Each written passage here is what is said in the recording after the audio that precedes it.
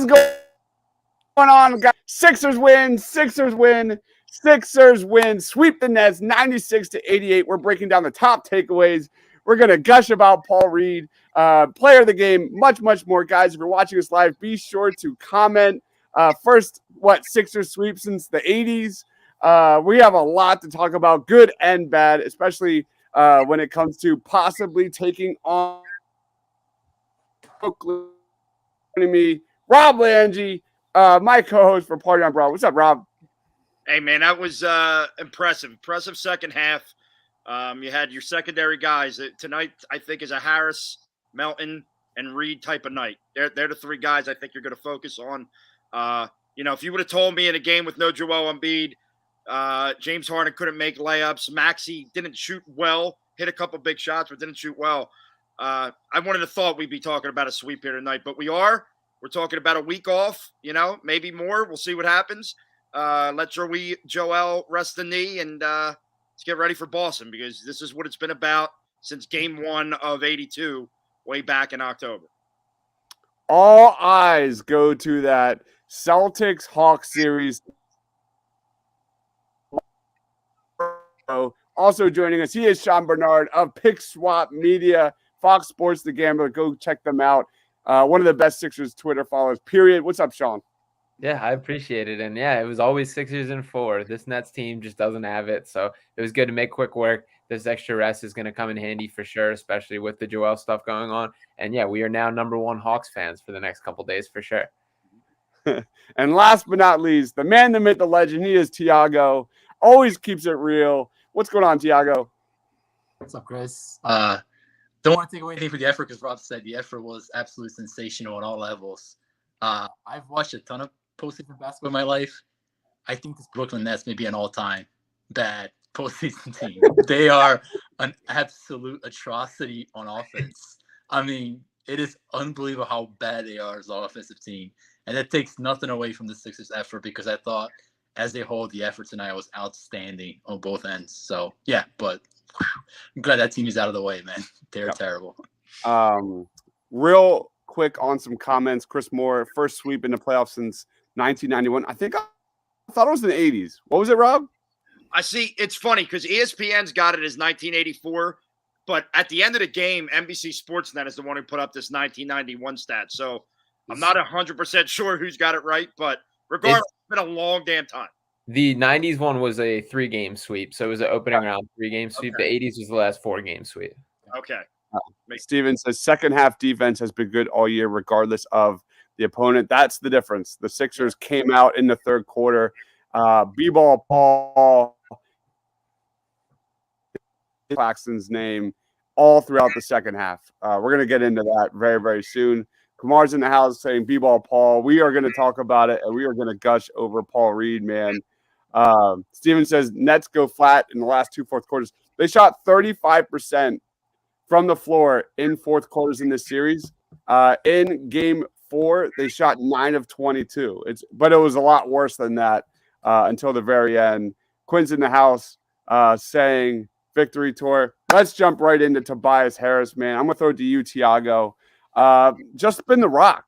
He has been the rock of this offense all series long. He finished the game with 25 points, team high plus 15, 12 rebounds, 2 of 4 from 3-point range. Admittedly, it's going to get a lot different if the Sixers take on the Boston Celtics. But what's your take on Tobias Harris? Yeah, Chris, what if I told you that Tobias Harris is one of the league leaders in contested rebounds for the postseason? He's actually one of the league leaders in contested rebounds. We're seeing an entirely different Tobias Harris on the glass this postseason. He has taken on the challenge to a great extent. And I think for a guy who has to serve as a complementary piece to this offense, you've got to be able to help out in other areas of the court. Today, he had to carry the scoring load.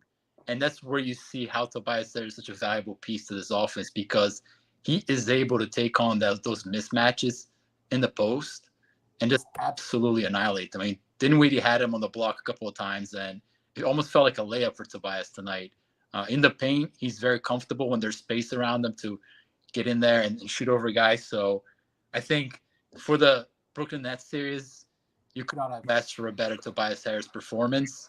But like you said, there's going to be bigger fish to take on next round. And I think the challenge with Boston is going to be an entirely different challenge for Tobias. But again, tonight he was absolutely outstanding. What I really liked about Tobias was taking advantage of those mismatches, man, whether it was like Spencer Dinwiddie and so forth. He did that consistently in this series. Sean, what was your take on Tobias in this series overall and what it means moving forward? Yeah, shout out to Tobias for staying ready, for a guy who's seen his role be all over the place throughout his Sixers tenure. And on a night where they needed him to step up, he absolutely did.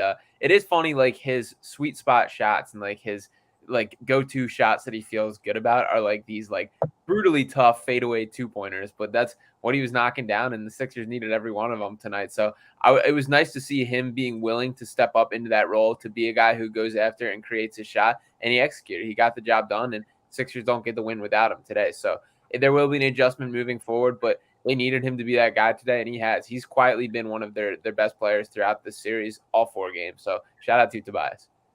All right, what about you, Rob? Listen, I've always loved Tobias, and I've always thought his role here was really important. I think he is much maligned. He might be one of the most maligned athletes in the present day in Philadelphia sports, and it's all because of the contract, right? It's all because he got his money, he got a max deal. People take that against him. It's not against him. The 76ers gave it to him, but his role has never been to be that guy. But I've seen him over the years when it has been the moment where he's got to step up and do it. He can do it, and he does a little bit of everything. I think Tiago's right. He has really struggled to find his way on what is his role here. When you have Harden and you have Embiid dominating the ball, a game like today set up nice for him, but you still have to take advantage of the opportunity, and that's exactly what he did today. It was exciting to see. Yes, next series is a whole different ball game, but maybe. Hopefully this gives him a little confidence going into that series that he can still play. He can still score in this game. Yep. I just want to make one more point because we don't talk enough about this with Tobias. It's the leadership part of it. Paul Reed had a horrendous start to the game. And that was a possession in the first quarter where Tobias got a layup. And you could see him turn towards Paul Reed and kind of try to get him psyched up for the rest of the game. You could just see him talking to Paul Reed and talking him up. I'm not saying that's the reason why Paul Reed became Shaquille O'Neal 2.0 in the second half. But, I mean, things like that go unnoticed when people get so much focused on the scoring and the money. And there's no question he's a leader of that team. There's a reason why the Sixers keep him on the roster, I think. And I think it goes to the leadership part of it. I think it plays a huge role in the locker room. And you saw again tonight in a big, big spot. He got guys around him to play up to his level. So kudos to him. Yep. Quentin says everybody start Jalen McDaniels over Tobias Harris. We're going nowhere without playoff Tobias. I agree, man. I actually did a poll, and we actually talked about this during our preview, right? Yeah. Hold on, I got to mute someone. Getting some feedback. But it was really awesome just how consistent and, Tobias Harris stepping up in the playoffs has been a thing for the Sixers. And we it's time to give this man some respect. Let's go on to the man of the hour. I'll throw it to you, Rob, first. And that is Paul Reed. Like our comment here from Chris, it was a tale of two halves. Paul Reed was getting bullied by Nick Claxton in the paint, on offense, on defense. Completely different second half. He finished 4 of 6 from the floor in the second half. Was a huge part of their defense resurgence. Contesting shots that finally the Sixers were able to get defense to offense, and Paul Reed was a big part of that. What was your take on Paul Reed? I think the take is you're watching the growth and maturity of a young player before your very eyes. I think, listen, last year I felt like you would put Paul Reed in and he'd have 3 fouls in 2 minutes. Even when he was getting bullied, I thought he was playing smarter in that realm. He wasn't picking up bad fouls. A couple times he made the right decision of kind of just, instead of trying to slap at somebody, hey, let him go. Sometimes you got to just give him 2 points. The growth and maturation I've seen out of him over the second half of this season, when he started to basically be the backup center to Joel, has been tremendous. And this is exactly what you hope for. I mean, listen, how many years have we said, God, we need somebody that could come in on those off Joel minutes and not give up a 10-0 run to the other team? Well, Paul Reed just played 48 on Joel minutes, and the first 24 didn't go well. But that fourth quarter, he was the catalyst defensively with the rebounds, made some great defensive plays on Mikal Bridges driving the lane. Spencer Dinwiddie driving the lane. And I'm happy for the kid. I think he's a great kid. I think he's got a lot of promise. I hope he doesn't mind being a backup center and they can maybe keep him after this year, because I think he could be the answer to that problem we've had since Joel came into the league. But very happy with his performance tonight, and I hope it continues the rest of the playoffs.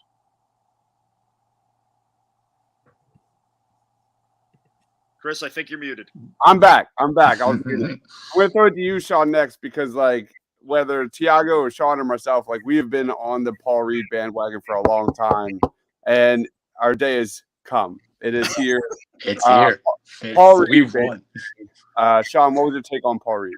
Yeah, not much more room on that bandwagon because it is filling up quick out here. Everybody's on it at this point. But yeah, Paul Reed, I mean, he's the man. He's exactly who we thought he was. He's a guy who he still does some stupid stuff. He's not the most orthodox in how he gets it done, but he's just all effort, all energy, and he's never going to give up on a play. He's going to commit to every single offensive rebound opportunity. He had 8 offensive rebounds tonight. That is more than the entire Brooklyn Nets team. And he immediately sparked that third quarter run with just the effort that he brought. And it really it sounds weird calling his effort and energy a defining skill, but it is in his game. It makes a difference. And he had a couple that were that Reggie Miller on the call called a grown man rebound, and there were he's going up and getting them. He's more polished off the pick and roll. There were a couple that he received from Harden and was able to finish that I don't think we would have seen from him in past years. That little hook fade that he has now is a scoring threat, a legitimate asset in his game, and he's just the man. I'm so happy for him. This was his moment, and he just made himself a ton of money tonight for sure. I love this comment from Steven. There's really no comparison with Trez and B-Ball Paul anymore. Imagine the worst player in the entire NBA, straight up. It was oh my God. Yeah, Harold sucks. It is mind-blowing how Doc actually went to him at points in this season. And here we are now. But Tiago, your take on B-Ball Paul. It's time. Yeah, that was going to be my take, is that we almost didn't see Reed when Harold came in the game. Because and those Harold minutes went as well as you can probably expect at this point in time. Was I the only one that noticed that maybe Trez spent most of his time on the bench actually eating? Because he just looked a lot bigger than what I remember him to look like back in December. I was like, wow, man, this guy's not been in the gym for a while. Paul Reed, man, and I'll give Doc credit, because one of the things that I've been pro Doc, one of the few things I've been on pro Doc in this year has been the fact that he has given Paul Reed a chance for most of the second half. And I thought that in that third quarter, Paul Reed was absolutely the difference maker. And he kept Paul Reed in the entire third quarter on the court. And that's usually something you don't usually see from Doc. Doc is very quick on pulling the triggers on those guys. So first and foremost, I think Doc deserves some credit for that. And I think the second part of it is that I think he just slowed the game down. When Paul Reed is effective, he's playing slower.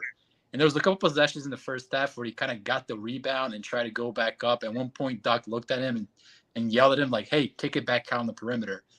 So I thought that by slowing the game down, the game came to him. And the guy, man, there's no words to explain how dominant he was in that third quarter. Defensively, he was everywhere, absolutely everywhere, on the perimeter, rotating towards the rim, grabbing rebound. Most of his rebounds were contested. I would say about 80% of them were fully contested rebounds. So to get this level of performance from Reed without Joel was a huge reason why they won. And that you have to be very excited for against Boston or whoever they play next, because I think that's a good matchup for the Sixers to exploit moving forward. Absolutely. And you talk about Doc and giving Paul Reed the chance. We talk about the evolution of Paul Reed. If you've watched their relationship on court, the Paul Reed-Doc Rivers relationship, you've seen the evolution there, that there's a mutual respect between those two guys. I mean, Paul is I feel like anytime there's a stoppage in play, Paul and Doc are communicating. And it's either Doc calling him over or Paul going over, asking a question.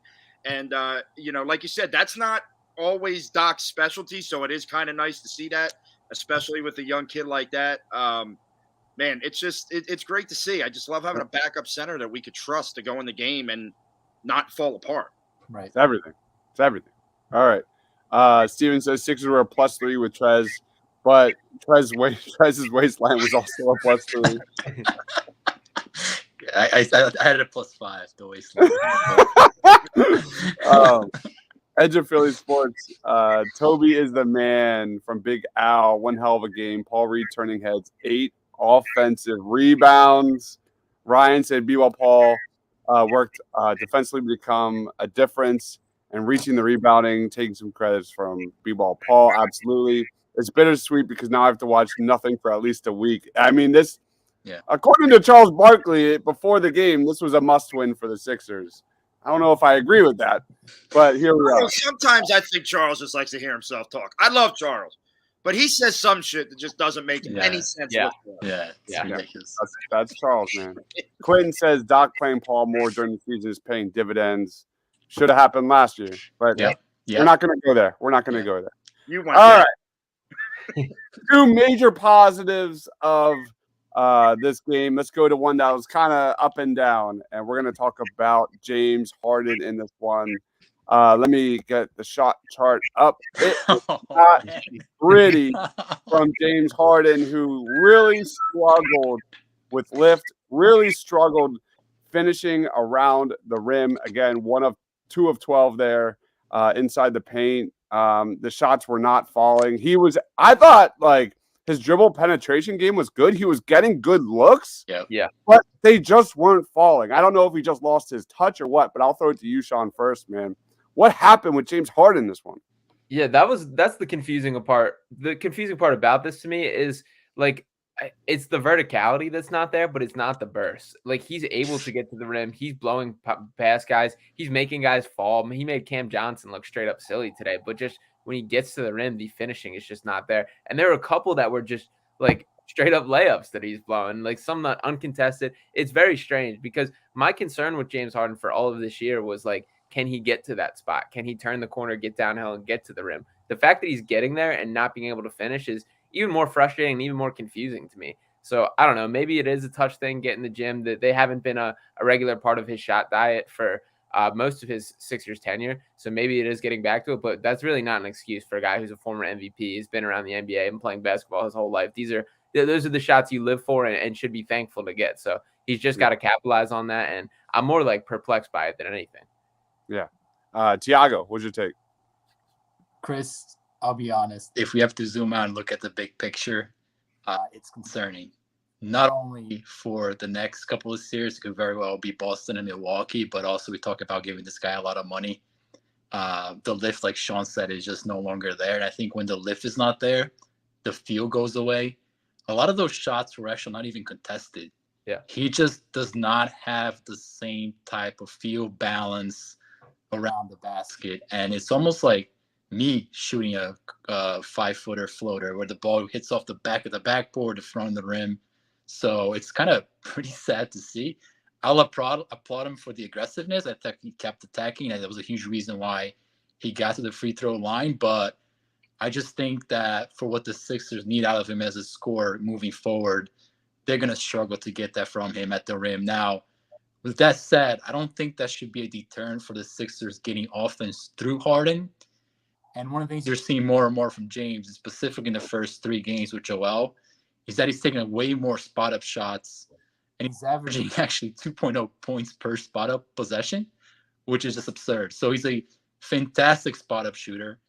If he just buys into that part of his game a little bit more, I think the Sixers can still get offense through James, but to expect him to get at the heart of the paint against Boston and Milwaukee and score at will, I think those days are well past his prime. We got a little donation here from Bill. Shout out to my man Sean, and slightly smaller one for the biggest Doc Rivers fan there is, Tiago. Good win. If you have any questions you want to ask, time is yours, man. Thank you so much. Yeah, shout out, Bill. Thank you. Yeah, thanks, Bill. We're not worthy. Rob, what was your take on James Harden in this one, and what does it mean? Oh, am I muted? All right, we're good now. Muting everybody these days. You're muting everybody. What was that show, Around the Horn, where the guy just muted all the other people on the show? not like, listen, I don't think he's going to miss that many, but he does miss more so than in the past. There's no doubt about it. But what's funny is I feel like as the season's going on, his 3-point shot has actually looked better. Yeah. I mean, I feel a lot more confident this playoffs than I did last year when he does his step back three that it's going to go in. And that's what's just funny to me. Like the lift from out there seems to be okay. It's not what it used to be, but you're right around the basket. I really like his mid-range game right now. I like when he kind of does that stop and pulls up for the mid-range jumper. That seems to be a little bit more effective for him. I see a comment down there saying he's out of shape. I don't know, because of the way that burst is. I can't say he's out of shape. I mean, he's getting past anyone that's defending him. Yeah. I mean, he's getting past anyone. There's times where I'm like, he's not going to get past him, and he does. It's just the finish isn't there. So, look, he makes up for it at times. I mean, some of the passes he makes have been great. I mean, he probably had 4 more assists if PJ Tucker hit a couple of those early threes. Yeah, great passes wide open. And Tucker, Tucker's only going to give you 1 or 2 in a game. So, listen, is there concern? Sure. But I think today was like just a lot of misses. And early on, I thought the whole team was missing layups. I thought they missed 15 layups in that first half that they shouldn't have. So I'm going to, this is a shock for everyone. I'm going to try and remain positive and say this was an anomaly and it won't happen to that extent again. I know. Yep. I'm not Mr. Positive, but I'm going that route today. So that word layup, because I think Harden should be taking more layups. He's just settling for those floaters around 3 or 4 feet when there's nobody contesting him at the rim. Yeah, so just take the extra step forward and get the layup, and I think he'll be fine. Like, he's not even doing that. Right. So, sometimes you're contested. You're not going to make them, as most guards won't, but I feel he's just settling way too much for that 3-4 footer around the basket. All right. Bill says, feels like Harden is putting too much force on his drive of the ball, bouncing back off the glass. Softer touch is needed. Let's go to some comments real quick. And then we're going to talk about DeAnthony Melton. Steven says Harden broke ankles, but it looks like he's nursing a calf injury. I haven't heard any news about a potential calf injury. Nah, he looks fine, man. I mean, everybody's somewhat dinged up, but we saw Harden last year. It's not even close to the same player. Come on now. Yeah. All right. The truth is, we have to be honest, James Harden is out of shape and needs to lose 20 or 30 pounds. That's the issue. A lot. Man. All right. It's getting brutal. The long rest benefits no one more than Harden and Embiid. I'll throw Embiid in that basket. The guy on the computer saying that an NBA player is out of shape is wild. I love that. He's too heavy. Joe's like 300 pounds. But his game is predicated on power. So you want him to be a little bit stocky. You want him pushing guys off of him. Like, you don't want him to lose 20, 30 pounds. And he's not 2018 Harden anymore either. He's 5 years older. That's big in basketball. Like, he's not going to be 2018. I don't think any of us think he's going to be that. Like, nobody. I'm happy with the way he's played this season. Like, I really am. But I do agree. I'd like to see him maybe either go stronger to the basket or just pull it for the mid-range, because that in-between shot's not there for him anymore. I think we're overlooking just how much 20 to 30 pounds is, too. That's Barry wants to start B-Ball Paul at power forward over PJ Tucker. Is not going to happen. Yes. Yeah, I agree, but it's not going to happen. Yeah, it's not going to happen. They didn't play around with any of that this season. I thought they should have. It would have been fun to see some MB B-Ball Paul, but it's not going to happen at this point. Nope. By the way, it must be just an unbelievable day in Philadelphia because Christian Pache just hit a 2-run homer to center field. I mean, smoked one into the trees. Like, this guy hasn't got a hit all year and smoked one into the trees. So what a day. Yeah. All right. Let's go on to DeAnthony Melton. I thought in the first half looked like the worst player on the court. He was awful, missing shots. But what did he have? 11 points. 11 points in the fourth quarter. Some huge catch and shoot corner threes. Melton finished the game. Oh, he had 15 points in the quarter. I think I was wrong. He was a +8. Again, 3 of 7 from 3-point range. I'll throw it to you, Rob, first. Like, D'Anthony Melton, coming up big in the absence of Joel Embiid. Listen, when they traded for this guy, we all thought that he would be an energy guy, and honestly, we talked about him mostly as a defensive player that may be able to hit a couple shots. He hit some huge shots in this series for that team late in games. Off dribble penetration. He's become a guy that he catches the ball in the corner. You feel confident when that shot goes up, and this is a bench guy doing that, right? So that's another thing we talk about different from this team. This is a guy that's coming off the bench, and you feel confident that he can score, that he can be a scorer for you. Had a hell of a drive at one point and got his own rebound and tapped it up, showed some strength there. You can't, I mean, there's nothing bad to say about the way he's been playing. And it's a game to like today, you're going to need it. And he showed up. Yep. Sean? Yeah, he's a perfect just complementary piece to the skill sets of guys they have in the backcourt, specifically the defensive liabilities that guys like Maxey, actually not even Maxey at this point. I can't even include him in that. I'm blown away by how much better he's gotten defensively, and that stood out. Yeah. He's done a really good job contesting shots. Yeah. So that stood out to me a ton today too. So I guess just Harden in the defensive liability backcourt conversation. But Melton's like a perfect complement to that, where he brings a little more there. He's a willing catch and shooter, an effective catch and shooter. The little tap in, his athleticism pops in this lineup too. I like it. His finishing's still not great. Like, he has some that he gets out of control on, but the fourth quarter was huge. He provided just that like secondary spark this team needed. He's going to play a key role, especially looking ahead to this Boston series for sure. I was literally just about to say that. Like, Melton is a low-key storyline in this Boston series. Tiago. Chris, I'm going to make my analysis of Melton very brief because both of you guys mentioned the word catch and shoot. Melton is exactly that. He's a catch and shoot player. And if you go back in the first half, he must have taken 3 or 4 pull-up threes because the Sixers run this isolation-heavy offense in the perimeter, and Melton's the next guy with the ball in his hands. So we said this a million times in this podcast. Melton is not a point guard. Melton is not an above-level ball handler. He's a catch-and-shoot guy.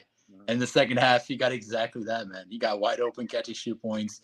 He's an above-average catch-and-shoot player, and the Sixers were smart enough to put him in those roles. So as long as you do that with Melton, he's going to be a valuable piece for this team. Put him on the ball, running the offense. It's a little tricky. It's just the way that it is with him. All right, and last topic before we get into player of the game, we got to talk about PJ Tucker, because do we? Well, I mean, we do. 3 of 15 from 3 in this series, I think, if my math is correct. Is that correct? Yeah. Or 4. He hit 1 today, right? Yeah, he did. He was 3 for 14 coming into this game. Okay. Not good. And like, they're wide open shots. They're like literally nobody within 10 feet of him. He just camps at the corner and he just bricks after brick after brick, man. That just can't happen in a Boston series where you have to capitalize on every single opportunity. Tiago, are you worried? Do you think the shots will fall against Boston? Yeah, I think the shots will fall in a higher percentage against Boston because if you look at his career average, he's one of the better corner threes they have on the team. So I'm not concerned about the misses because I think they're going to even out over time. That being said, he has to be a better outlet for when Joel and Harden are doubled and tripled. And what I mean by that is just not hitting shots. You have to be able to catch the ball. You have to be able to dribble the ball. You have to be able to pass the ball. All the things that we got on Matisse Thybulle for, right? Those are the same things you don't get from PJ Tucker, is that you just take an extra dribble and make the pass or catch the ball or do something just to keep the offense moving. And I think if he does that with the rebounding aspect of it, the second chance points that he's continued to get this team over the course of the series, and the shots that are going to fall in more efficiency over the next couple of series, I think he'll be fine.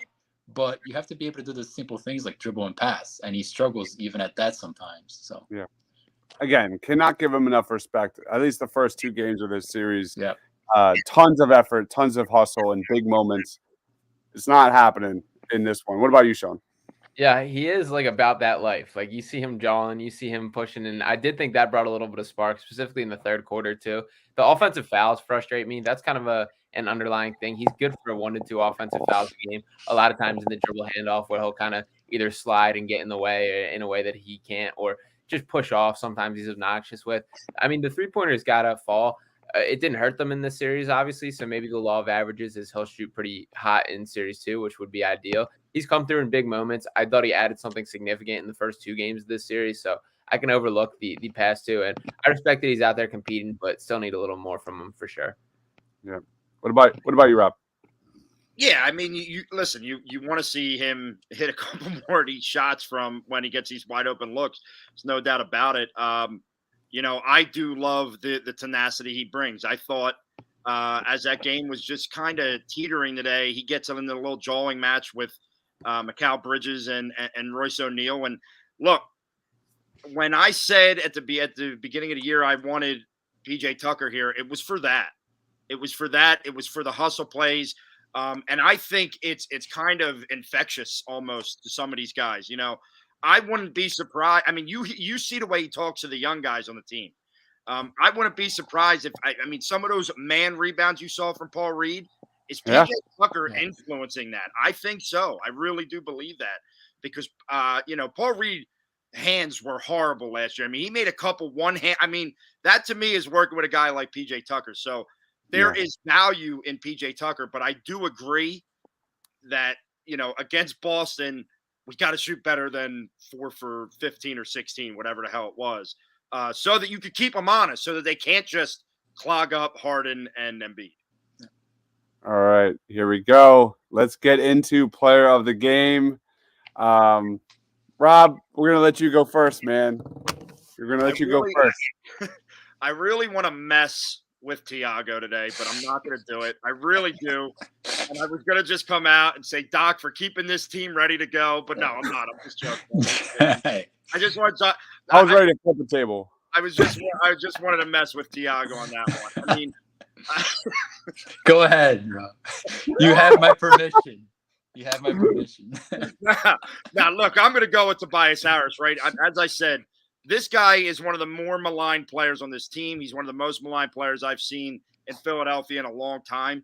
And I don't believe it's all, reasonable, to be honest with you. And for him to come out at a spot like today, he knows Joel's out.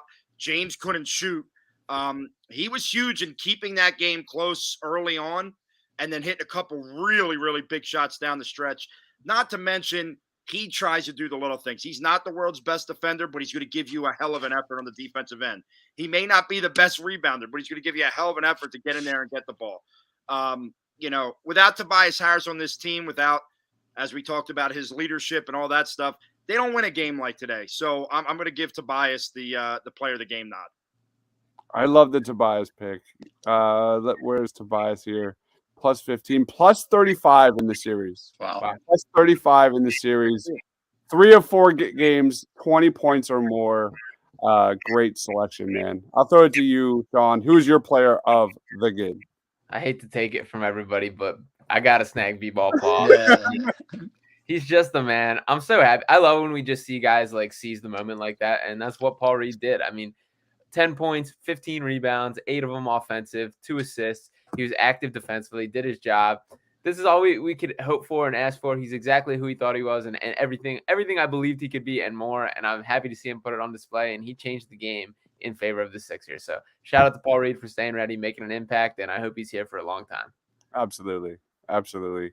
Tiago, who's your player of the game?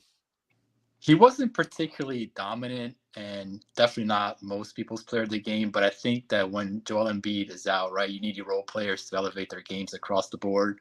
And I thought that this was one of the better Jalen McDaniel games that I've seen as a Sixer. Nice. And we talk here a lot about, like, what does Jalen actually do? Because I don't think his defense is particularly all that great, but I thought that overall tonight he was very, very good. He was solid on defensive end. He made a couple of fantastic plays off the dribble. He might have hit on a corner or a catch and shoot 3. I'm not sure. But regardless, I felt that even though his scoring wasn't up, I thought his presence was felt. And I think that speaks to his impact in the game tonight. I think length and athleticism. I wish that he played more alongside Paul Reed. I think those lineups have the potential to be absolutely devastating from a switchability defensive standpoint. But I think overall he had a very positive game. One of his better games as a Sixer in a big spot. So. Yep. Nice. I'm going to roll with DeAnthony Melton. I agree, Barry. DeAnthony Melton played great in the second half. It was all fourth quarter. He shot 5 of 7 in the fourth quarter. Hitting major buckets was a huge part of the Sixers extending their lead. They're going to need that energy, his hustle, his defense, his catch and shoot threes against Boston. So that wraps up our player of the game. Before we wrap this show up, real quick, Sixers versus Celtics. What's your gut feeling? I want to throw it to you first, Sean. What's your vibe? Yeah, the Embiid stuff has impacted my vibe quite significantly, I'll say. I was feeling pretty optimistic for most of this year. The knee thing is just not good news. Who knows how legit, how much smokescreen. I'm sure there's something going on. I give this Sixers team a better chance than I felt in years. I think this is a Game 7 series, and if we can get a fully healthy Joel Embiid, I think this Sixers team can do it. But that's looking like a bigger if than I hoped would be the case at this point. Yeah. Quinn's been saying this for a long time. Top 14, second round exit. Tiago, do the Sixers have a chance against the Celtics? With Embiid, I'll be highly disappointed if they don't beat Boston. Highly disappointed. I think they have more than enough talent to beat Boston. This is their time to beat Boston. If they underperform, again, assuming that Embiid is on the court and healthy, if they underperform with that core they have in place right now, I'll be highly disappointed. Will they beat Boston? The more I watch this team in the postseason, I have more and more doubts. But I think that they are set up from a roster's perspective to beat Boston for the first time in a very long time. And I'll be very disappointed if they don't. Yeah. So, yes, I'm going to go with yes. All right. What about you, Rob? Yeah, I mean, look, I know that a lot of people come away from this series, even though they swept, the play wasn't great and they might be worried. But sometimes I account that and can attribute that to, the competition you're playing. And as Tiago said, you might have had one of the worst playoff teams ever. When they went down by 10 early in this game, I was talking with my dad and I said, I know Brooklyn will end up going cold for about a 7-minute stretch in the second half. So, and they're going to have a chance. So sometimes I think that plays into it. I do believe a game like today can be beneficial where there is no Joel taking up a lot of the attention. So your other guys have got to play. And I know that, look, 3 games, they did not score over 100 points, is worrisome. But look, it's been built for this year. And I'd be, I'd be very disappointed if I went any other way than, they're going to win. My hope is if they're going to win, it's in 6, because I do not like being at the Boston Garden for Game 7. Just don't like it. Don't like the feel of that. But you're gonna. They've got to go back. You got to see how Boston plays them. I don't think Boston is very much in the realm of like doing what Brooklyn did. I think they're going to want to play Joel straight up. And if that's the case, guys like Maxey have got to get this, get this crap off their back about how Boston takes them out of their game. Guys like Tobias Harris have got to knock down shots. And is the attitude and the emotion of a PJ Tucker, something that also steps your game up. So I'll go Sixers in 6, but obviously it's going to be just a backyard brawl. Chris, can I just make one more point about Boston? Because I think there's an anxiety factor around Boston because of all the failures with the Sixers. This is not an all-time Boston team. No. They're a good team. They're a very good team. They are not an all-time team. If the Sixers cannot beat Boston with the MVP of the league, James Harden and Tyrese Maxey, what are we doing? What are we doing? I mean, at that point, you might as well blow the whole thing up because they're a bigger fish to fry down the road if they want to win a championship. And this team is built to win a championship. So I think we have to put everything in a context. Yes, it's Boston. It's the past and whatnot. But if you want to win a championship, you got to throttle these teams, man. That's the way that the thing works. It's just as simple as that. So I'll be very disappointed if they don't beat Boston because they have to go for a championship. And there are better teams down the line. I think Rob hit every point that I wanted to kind of bring up. It's exactly it. Like, how does Boston look at that Nets series and defend the Embiid Harden 2-man game? That's what I'll be looking at. Because we've seen a lot of Embiid versus Horford struggles, but that has not been the case in recent Sixers versus Celtics series matchups. So I think the Embiid, if healthy, still has a major advantage over Boston. But how much will they double team? How much will they triple team? The Sixers were an elite offense all season long. That needs to continue in round 2 because that did not show up in round 1. Any take, Sean? Yeah, no, I think the Celtics, I mean, and this is every team, but the Celtics are going to have to make the decision of, do you let Joel Embiid try and beat you, or do you let the rest of the guys try and beat you? And we saw towards the end of the season when he had his 52-point game that they decided, like, we'll let Joel get his, and we don't think that's enough. And he proved that that wasn't the case.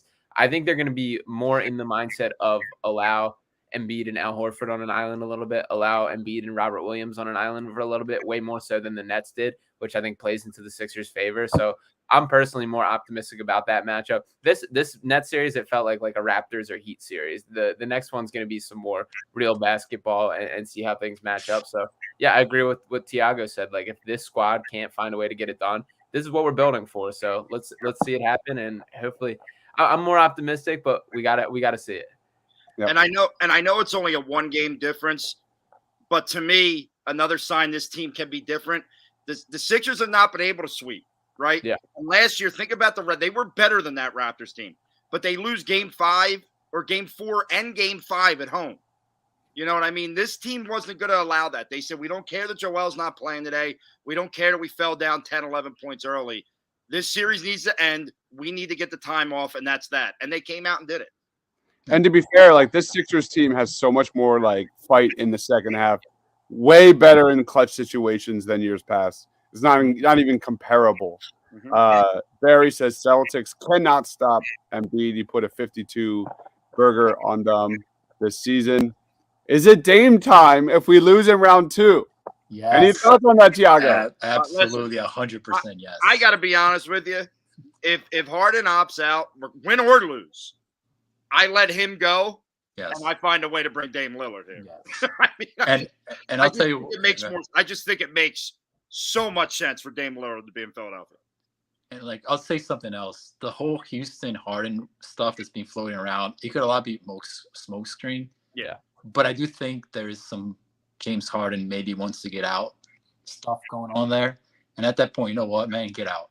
Get somebody here who wants to play. He wants to play next to Joel Embiid. Joel Embiid is too valuable a player to be playing around with guys who maybe want to play here or maybe don't want to play here.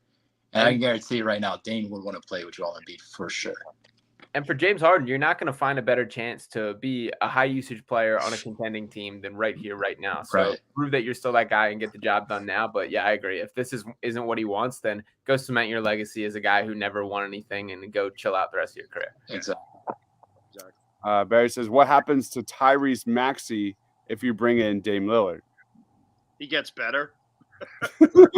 Gets more open shots. Wide open shots. Look at CJ. I don't see how you harm Tyrese Maxey by bringing Dame Lillard. Like, come on. That's a good. If that's a problem, that's a good problem to have. Let's put it that way. That's a good Quentin problem. wants to blow everything up. Is there anything on Maury's, table that has the option of absolutely just tank it and just say, we'll trade Embiid for the highest package? I say no. How often are you going to get an MVP on your basketball team? Do you really want to go back to Hollis Thompson the third and Daniels and Isaiah freaking Cannon? Come on, man. I can't do Robert that. Robert Covington. I know how much Robert likes Robert Covington. God. Oh, my God. Let that fan base come back and make me literally I feel so bad because I decided to hate Robert Covington. It had nothing to do with him. It had to do with that stupid ass fan base. Oh my God, Robert Covington. I can't go back to that, guys. I can't go back to that. I'd rather lose the second round every year than go back to that. Let's check in and see what Tony Roten's doing before the second round. But yeah, you don't hit that blow up button until the second Joel Embiid walks in that office and says, I want to be traded. Until then, you're committed to continuing to try and build a contender and doing whatever it takes. And I'll go a step further. You don't hit that blow up button until you get rid of the head coach. Yeah. You don't change the team the first before changing the coach. You change the coach first. Yeah. You don't. I'll even agree with that. You don't blow the team up until you change the coach. I'll agree with that. What's up, Nick Nurse? Yes. No, We can here's do a what whole Nick Nurse. podcast on that. Nick Nurse was so insane last year as an opposing coach. I went to 3 games in that Toronto series and sat right behind the bench, and I've never wanted to punch somebody in the face. Wow. He is the biggest complainer, and all NBA coaches complain. I swear to God, a person could have gotten mugged and shot, and he would have complained that it was the wrong call. I truly believe that. All right, let's wrap it up. All right, I'll throw it to you, Sean, first. What do you got going on, man? You had a busy day. Yeah. So, checking in at Fox 102.5 The Gambler. Tuesdays, Thursdays, call in for the Daily Ticket with Sean Brace, and then on Saturdays with Mark Henry. So recorded that this morning as well, talked about the pregame for this, and then you can check out Pick Swap Media for my individual stuff and podcast there. Some written work on Philly Sports Network as well. So, yeah, make sure to tap into all that and follow me on Twitter at Sean_Bernard1. If you are a Sixers or NBA fan and you are not following Sean_Bernard1, what the hell are you doing? Stop what you're doing, or wait till the show ends and follow that guy, because that's how I keep up with everything. Tiago, where can we find you, man? Find me at Tiago PHL on Twitter. And if you want to know more about the Boston series coming up, very likely, I'll be watching some games, putting out some nuggets out there, how they play, how the Sixers can attack them. There are a lot of ways to attack Boston. They're not the boogie monster we think that they are, and the Sixers should wipe them off the mat. Let's go. Yep. And again, if you want to learn everything about basketball, Tiago is your guy at Tiago PHL. Tiago, we're going to have a long week about Boston here. I feel like it's going to be a long week. This is going to be a long week just picking apart everything Boston Celtics wise. We might need to get someone from the Celtics and bring them on and just talk shit. Can I come on that show? Absolutely. I hate the Celtics. They're my most hated team, period. You guys know how much I love Tatum, so I'm sure we have a lot of opinions about Tatum. Again, follow Tiago on Twitter at Tiago PHL, and he is Rob Lange. What's up, Rob? All right, so I'm going to make this very clear. If you want breakdowns, go to those 3. I'm not breaking it down. I'm just going to say really angry stuff at times or really funny stuff. I'm a fan. I've always said that. I'm not the guy that's going to break down the X and O's. I will a little bit, but I'll be a Philly_madness. I'll be a party on Broad. As I said after the game the other night, I'll say it again. Watch Party on Broad this week, because you're going to watch Chris's head explode with the hot takes I'm bringing on Philadelphia Eagles draft. It's going to be a lot of fun. So make sure you watch it. He's already got a headache about it. He's already got a migraine about it. I'm losing it. That's all I think about. I have what I think is a great argument to be made, and I will make it this week. Okay. My man Rob over there, he is a Bijan Robinson guy, and I just can't. Because I'm smart. I was also a Justin Jefferson guy, Dives. I was waiting for it. All right. Again, I'm shameless plug. Thursday night, Friday night, we're doing massive watch parties. This is the most high quality production watch party for the NFL draft I have ever done. We've got people in it and behind the scenes, on scene, at literally the NFL draft. At the NFL draft, doing interviews. It's going to be nuts. So be sure to tune in Thursday night, Friday night. Spent all last summer leading into next week, man. It's going to be wild. Highlights, graphics, spider charts, RAS charts. We've got it all, man. So again, shameless plug on the NFL draft watch party. Will be going down next week. I think, Rob, are we doing a Party on Broad final Eagles mock tomorrow morning? I'm not sure. There was some talk about possibly doing that. I think you and Freddie are good. I have to go try and sell some houses, so I will not be there. But I will. If I'm invited, I'm definitely coming on the watch party, if for no other reason than to just piss everybody off. Quinn says RB at 10. I can't wait. Oh my God, I will lose my freaking mind. Just no. Anyway, thank you everyone for watching. Go give everyone a follow here If you're watching us live, if you're not watching us live, thank you for everyone commenting. The comments were absolutely fantastic in this one. Sixers sweep the Nets. We're going to have a week off to get ready for most likely the Celtics. Go Hawks tomorrow night, but we probably know what's going to go down in that one. Expect a lot more Sixers versus Celtics previews this week as well. I don't have I finished my grad class this week, so it's like perfect timing to have like no school this week. Literally the best ever. So I'm really happy about that. We will see you on the next post-game show. Sixers versus Celtics. Tons of content coming. For Rob, for Tiago, for myself, for Sean. Stay awesome.